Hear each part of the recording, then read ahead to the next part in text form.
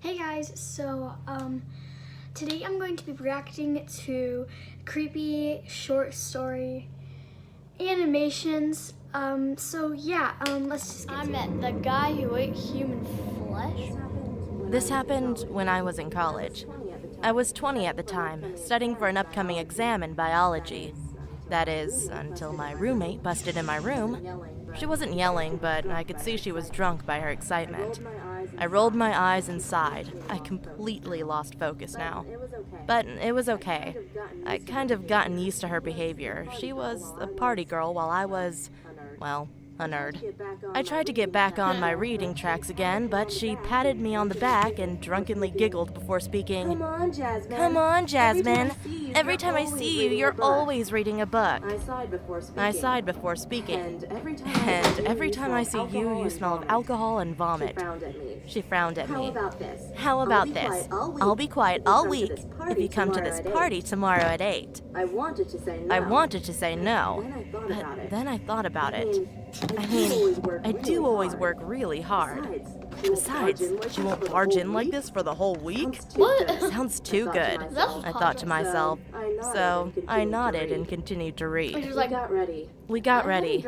I hadn't dressed up in ages, so I was kind of excited. The party was loud, filled with drunk people making out, bumping and dancing. The party was hosted in a basement-like setting, only it was much bigger and had a lot of space. I'm not going to lie, I did have a few drinks. I wasn't drunk, but I was definitely tipsy. So, as my view became tilted, this guy comes out of nowhere and has small talk with me. He was fairly attractive. He didn't seem drunk. We met and exchanged names. From what I remember, he had red dyed hair and blue eyes. He was white and about 6 feet. His name was Luke. We laughed and talked about topics like studying and books and that kind of thing. The talking went on for about a half an hour. He then said, "Hey, I'm going to get another drink. Want anything?" I said, why not? I mean, I'm never having take fun. things for So just later that. on, he came back with drinks. And the next thing I remember, we were making out in the corner of the party room. It was so quick. And then he asked me, "Want to go back to my place?" Which I politely declined. I already know what he wants. Besides, I needed to be on campus in the morning. Come on, I promise it will be fun. I remember that he kept on trying to get me to go, but he gave up after I made it clear I wasn't interested in going to his place. He rolled his eyes angrily and gave me a paper with a number on it. Fine. If you change your mind, give me a call. He leaned close to me and whispered against my ear. Then he walked out, and the rest of the night was a complete blank. The next day, I woke up inside my college bedroom, on my bed, next to my roommate snoring on her bed as well. As I got up to shower, a paper fell out of my pocket. It was the number, which made me remember that guy. But I had more important things now. I showered then and went to study. I remember reading my book when all of a sudden I felt dizzy. Then I woke up in the bed with police officers and nurses talking next to me. Turns out I had this dangerous allergic reaction that could only be caused from saliva or any bodily fluids that had come from decaying or rotting flesh, which to my surprise was weird. I hadn't been kissing anyone, let alone ate anything raw. Then I remembered the guy. I told the police about the guy at the party and gave them the number he gave me. A few weeks passed and my allergies went down so I could live my life normally. I just finished my test when my phone rang.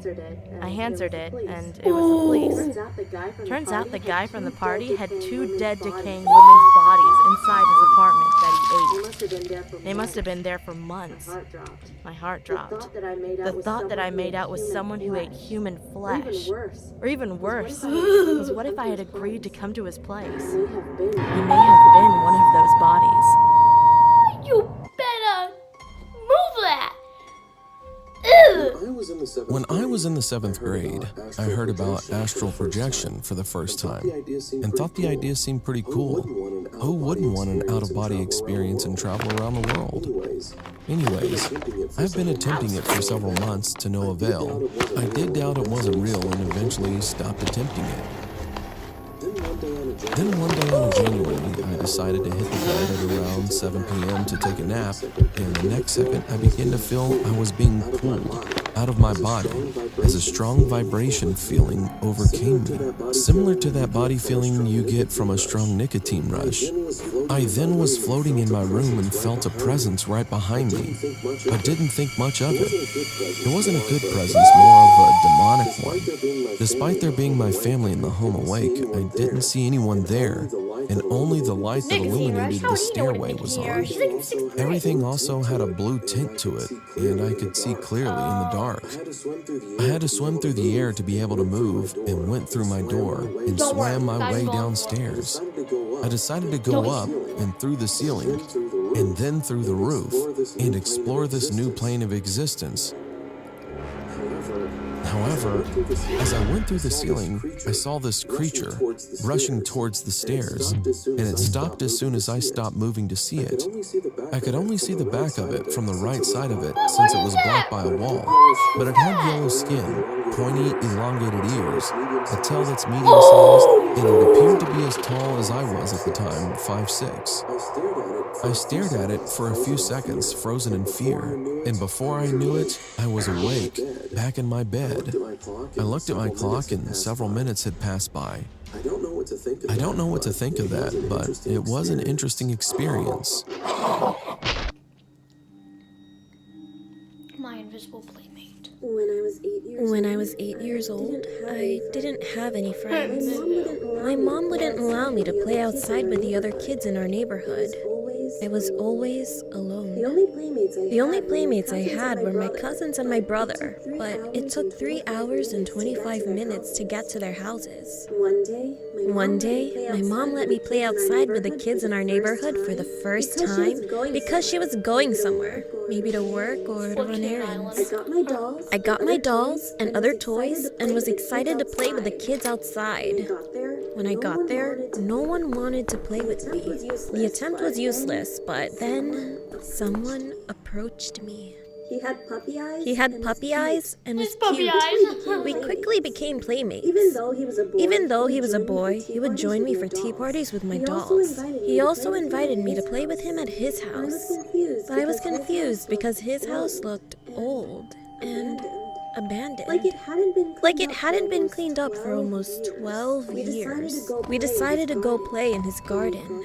When we got there, I puked. I didn't know why at the time, but for some reason, I was disgusted. He didn't offer me water or anything. He just looked at me grinning and said, "Next time, you're going to sleep here too." 2 weeks after that upsetting experience, I went looking for him. A paper airplane flew to me out of nowhere. I picked it up, and when I opened it, I was shocked, scared, and sad. It was a newspaper clipping. The boy that I played with went missing 9 years ago. I ran to my bedroom, and I saw a shadow through my window. I looked at it closely, and it was the boy. He was smiling. Today, I'm 19 years old, and I still remember that part of my childhood so clearly.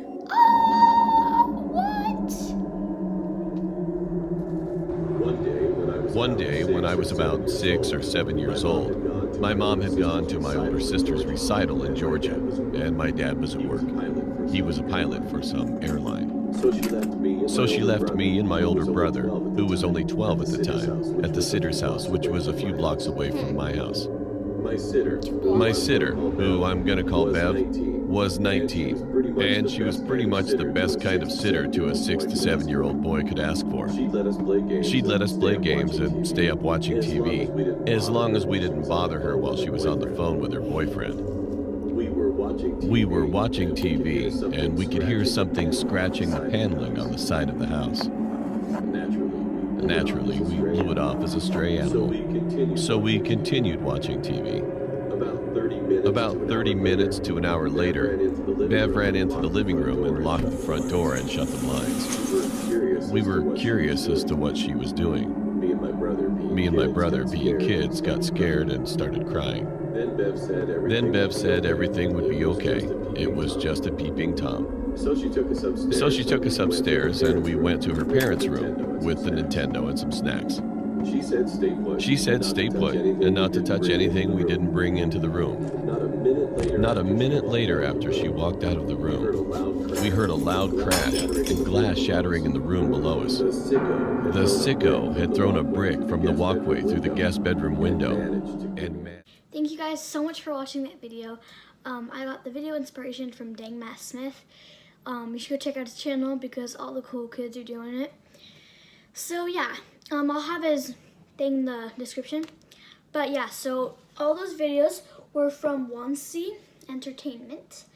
Yeah, so make sure to like and subscribe and turn that little bell icon up because you get notifications every time I post a new video, and who doesn't want to do that? So yeah, see you guys. Peace.